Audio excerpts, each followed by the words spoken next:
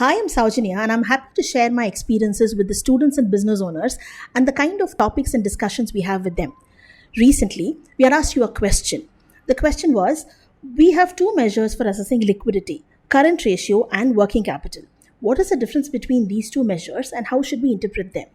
Well, current ratio is current assets divided by the current liabilities. So it's a relative indicator where we understand the numerator, the current assets, the quantum of the current assets, the ability of it to cover the denominator, which is the current liabilities. So it's a relative measure of the numerator with that of the denominator.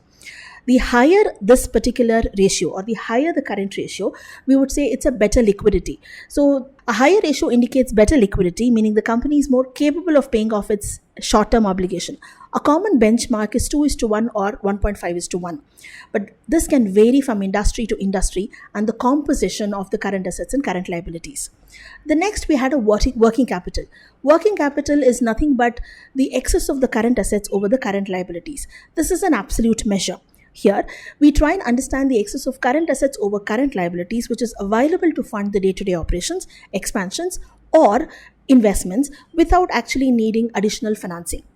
The measure of the interpretation is a positive working capital where the current asset is in excess of current liabilities, or a negative working capital where the current liabilities are in excess of the current asset. In terms of interpretation, we need additional factors of the business model and the operations to have a comprehensive interpretation.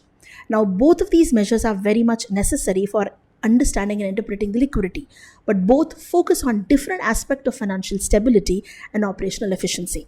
So do we need both? Yes, but we need additional parameters to understand and have a better interpretation. Hope you liked our explanation of this particular question we had asked, and we will come up with more topics, but we would want to also understand if you have any specific questions, please reach out to us because this was one of our viewers' question. Thank you.